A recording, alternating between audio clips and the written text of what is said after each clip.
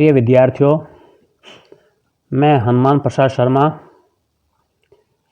आज आपको अपनी जो पाठ्य पुस्तक है आरोह भाग 2 की, उसमें से जो फर्स्ट लेसन है, गद्य भाग का फर्स्ट लेसन है भक्तिन, उसके अति लघुतरात्मक प्रश्न करवाने जा रहा हूं। विद्यार्थियों, जैसा जानते हो, इस वर्ष से सीबीएसई बोर्ड ने जो बहुविकल्पीय प्रश्न है उनको देने का निर्णय किया है। बस आप केवल सही उत्तर को याद रखना, क्योंकि आज के मैं इस वीडियो के भाग में आपको बहुविकल्पीय जो प्रश्न है, जो 4 ऑप्शन आते हैं, उनमें जो सटीक उत्तर बनेगा, जो सही उत्तर बनेगा, केवल मैं वो ही बोलूँगा, आप उसी को नोट कर लेना, ठीक है। और इसके साथ मैं ये भी कहना चाहूँगा कि आप अपनी बुक का जो पहला लेसन है भक्तिन, उसकी रीडिंग अच्छे से करना, उसमें से अन्य क्वेश्चन बनते हैं उनको निकालने का प्रयास करना, और सीरियसली आप अपने पाठ की रीडिंग करना। चलो अब आते हैं हम आज के काम पर। तो प्रिय विद्यार्थियों, इस पाठ का जो पहला क्वेश्चन बनता है उसको मैं बोल रहा हूं, विद आंसर बोलूंगा। देखें, भक्तिन पाठ किसके द्वारा रचित है? इसकी लेखिका कौन है, किसके द्वारा ये लिखा गया है? तो बेटा जानते हो इसका आंसर, जो सटीक उत्तर है, जो सही उत्तर वो बनेगा महादेवी वर्मा। नेक्स्ट क्वेश्चन पे मैं आता हूं। भक्तिन का जो कद है कैसा था? लंबा, छोटा, बड़ा, कैसा? जैसे उसमें 4 ऑप्शन मिलेंगे, परंतु सटीक उत्तर जो बनेगा वो बनेगा छोटा। आइए हम अब नेक्स्ट क्वेश्चन की ओर बढ़ते हैं। भक्तिन सेवक धर्म में किससे स्पर्धा करने वाली है? स्पर्धा कहते हैं मुकाबला, जिसको अंग्रेजी में आप कंपटीशन बोलते हो। तो भक्तिन सेवक धर्म में किससे मुकाबला करने वाली है, किससे स्पर्धा करने वाली है, किससे कंपटीशन करने वाली है? तो बेटा इसका जो सटीक उत्तर है वो बनेगा हनुमान जी से। अब नेक्स्ट क्वेश्चन देखें, उसकी ओर बढ़ें। भक्तिन का वास्तविक नाम क्या है? उसका जो रियल नेम है वो क्या है? जैसा कि जानते हो बेटा, भक्तिन का जो वास्तविक नाम है लक्ष्मीन, अर्थात लक्ष्मी। गांव में जैसे उपनाम बोल देते लक्ष्मीन, परंतु जो उसका शुद्ध नाम होगा, जो बिल्कुल लक्ष्मीन कहते हैं लक्ष्मी को। जानते हो लक्ष्मी किसका प्रतीक होती है? धन समृद्धि का प्रतीक होती है, ये ऐश्वर्य का प्रतीक होती है।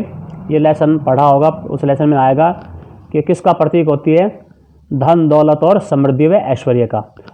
नेक्स्ट क्वेश्चन देखें।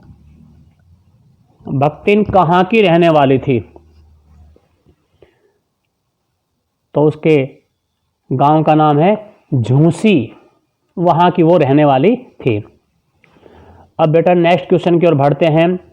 भक्तिन का विवाह किस आयु में हुआ था? बच्चों पुराने टाइम में क्या है, अल्प आयु में ही बच्चों का विवाह कर देते, छोटी आयु में विवाह कर देते थे।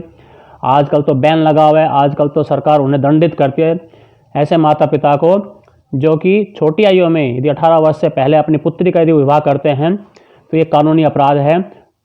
पुराने समय में कर दिया करते थे। इसलिए भक्तिन का विवाह किस आयु में हुआ था, इसके बारे में जाने।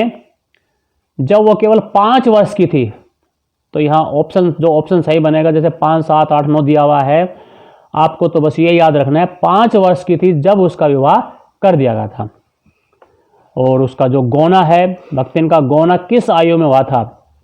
कई गांव में खंदावा बोल देते हैं, कई मुकलावा बोल देते हैं, कि जब जो लड़की है जो दूसरी बार अपने ससुराल जाती हैं बेटा, और उसका पति उसे लेने जाता है, तो बेटा वो गोना कहलाता है। यह शब्द है ना, गोना।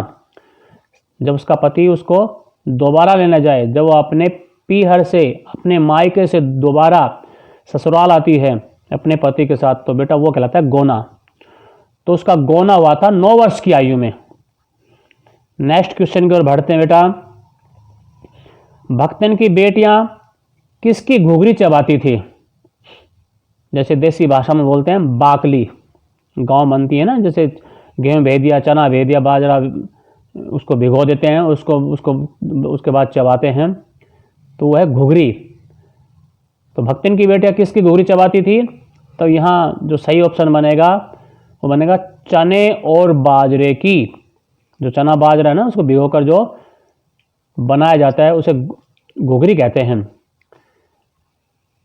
इस लेसन में आगे एक शब्द आया है अलगोछा। इस शब्द का अर्थ बताना है। तो जो शब्द का जो शाब्दिक अर्थ होगा वो होगा बंटवारा। वो क्या होगा? बंटवारा। क्योंकि भक्तिन में जब परिवार का जो धन दौलत संपत्ति का बंटवारा हुआ, तो भक्ति ने जो अलगोछा किया था, अर्थात जो बंटवारा किया था, उसमें उसके इससे क्या क्या चीज़ें आई थी, तो वो कहलाता है अलगोछा, अर्थात बंटवारा। अब हम नेक्स्ट क्वेश्चन की ओर बढ़ते हैं।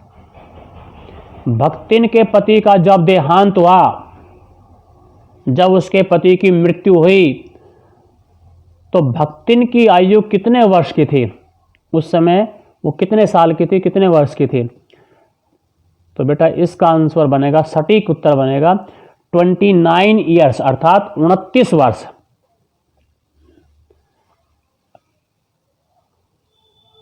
अगले क्वेश्चन की ओर बढ़े। एक शब्द आया दुर्लंघ है। बेटा क्या होता है? इस शब्द का क्या अर्थ होता है?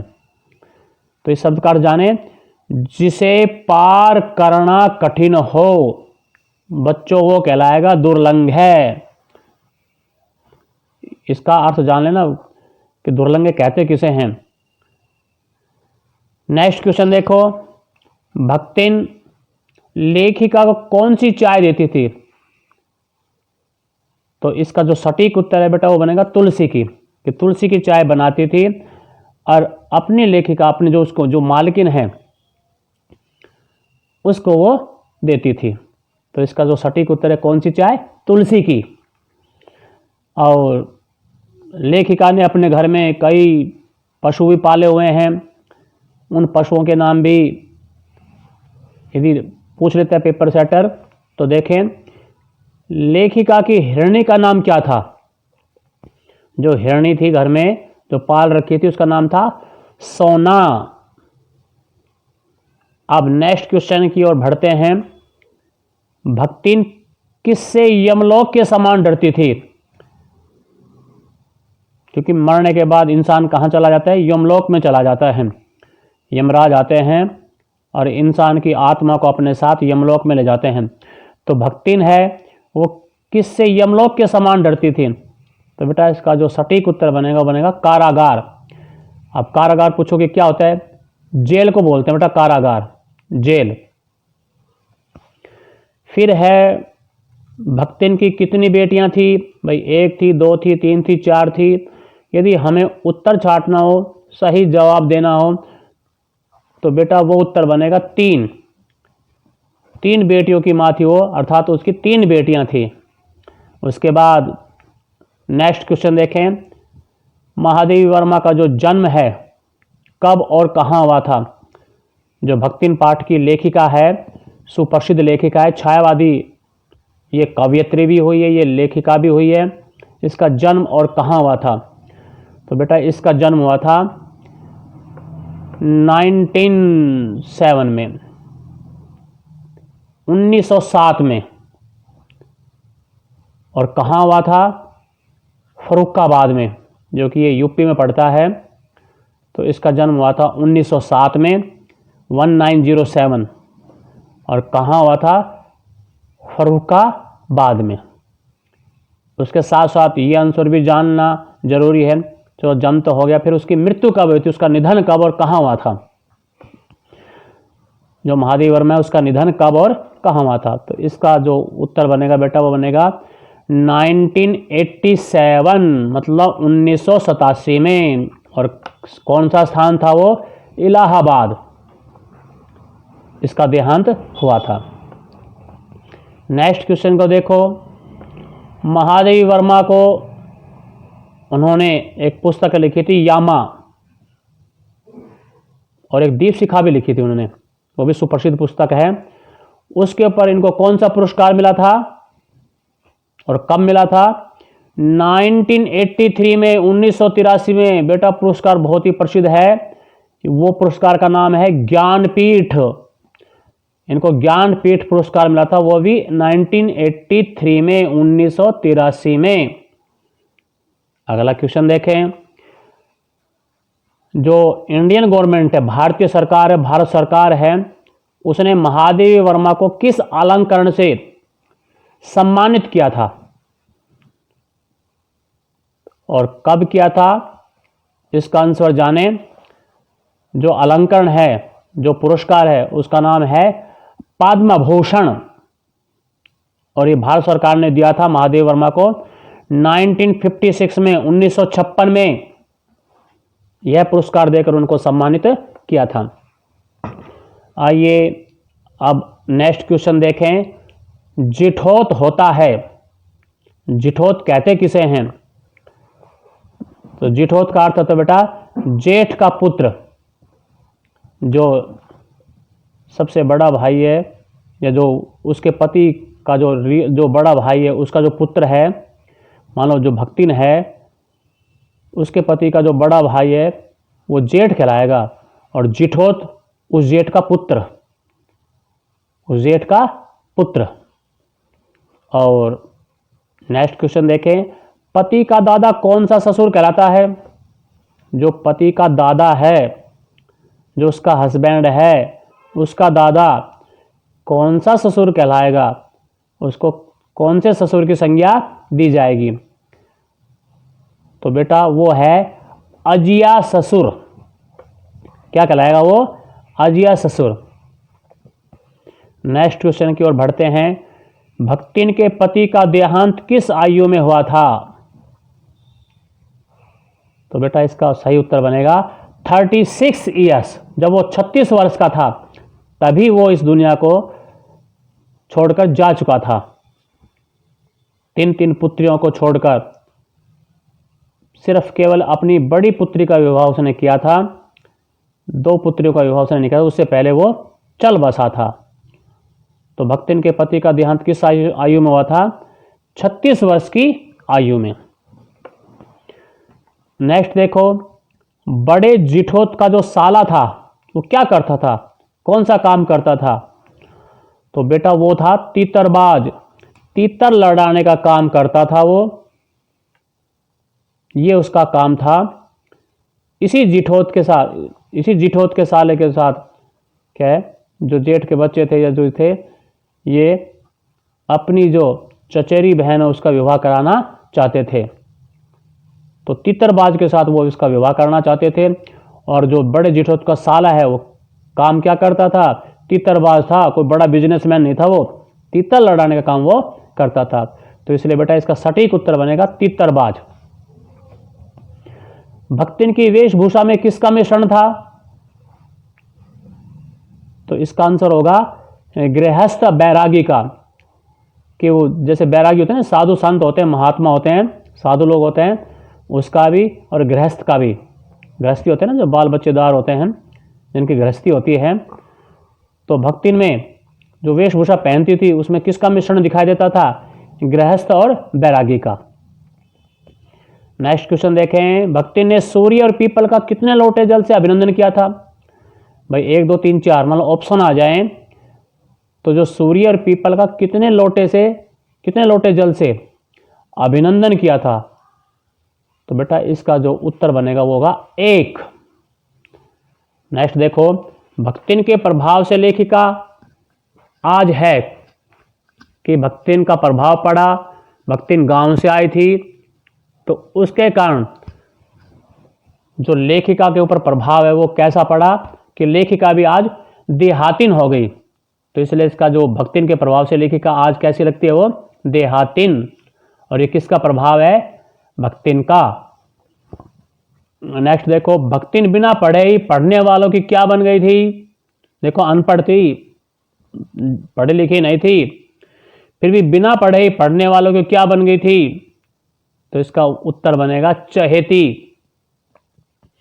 भक्तिन की माता का नाम है, जो उसकी माता का नाम है उसमें साफ लिखा है लेसन में धन्या गोपालिका, क्योंकि वो इकलौती बेटी थी, एकमात्र एक ही बेटी थी, एक ही पुत्री थी वो। जो उसका पिता था अहिर सुरमा, अहिर सुरमा, उसकी वो इकलौती पुत्री, धन्या गोपालिका की इकलौती पुत्री, एकमात्र पुत्री थी वो। इसलिए भक्तिन की माता का नाम यदि पूछा जाए तो आप लिखोगे धन्या गोपालिका।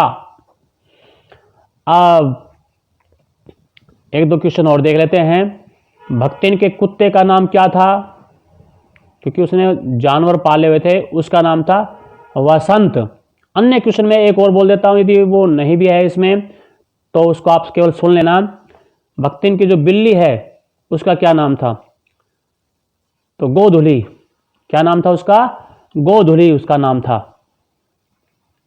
और नेक्स्ट क्वेश्चन देखें, भक्तिन का जो चूड़ा कर्म है वो कब होता था?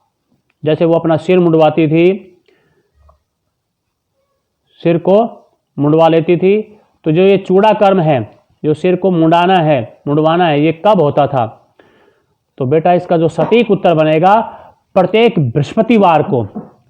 हम बृहस्पतिवार को गुरुवार भी लिख सकते हैं, क्योंकि देवताओं के जो गुरु हैं वो बृहस्पति जी हैं, वो देवताओं के गुरु हैं, इसलिए उसको बृहस्पतिवार को गुरुवार भी लिख सकते हैं। परंतु अपनी पुस्तक के आधार पर जो उसमें सटीक जो एक सही शब्द दिया हुआ है बृहस्पतिवार, तो हम लिखेंगे उसका जो चूड़ा कर्म वो होता था प्रत्येक बृहस्पतिवार को। तो बेटा इस तरह से मैंने ये कुछ एक क्वेश्चन आपको बताए। मैं 4 ऑप्शन में न जाकर मैंने जो सटीक उत्तर बनता है बेटा वो बता दिया। केवल आप इन्हीं को दोहरा लेना, इन्हीं को याद कर लेना। 4 ऑप्शन आएंगे, उसमें से यदि आपको ये सटीक उत्तर याद है तो आप उसमें आसानी से अपने ऑप्शन को छांट लोगे कि सही उत्तर ये बनेगा, सटीक ऑप्शन ये है, तो आप उसमें आसानी से लिख सकते हैं। अब इस पार्ट के जो अन्य क्वेश्चन हैं, जो अन्य 20-30 क्वेश्चन या 15-20 क्वेश्चन जो बचेंगे, वो मैं आपको वीडियो के दूसरे पार्ट में समझाऊंगा, बताऊंगा। तो बेटा आज हम यहीं पर समाप्त करते हैं, और मैं आपको फिर से कह रहा हूँ, आप अपने लेसन की रीडिंग बहुत ही सीरियसली करना। जो मेन बातें आती हैं उसको अपनी पेंसिल लेकर अंडरलाइन कर लेना, उनको दोहराना। ठीक है बेटा, तो आज हम यहीं पर अपना कार्य समाप्त करते हैं। थैंक यू बेटा, बहुत बहुत धन्यवाद।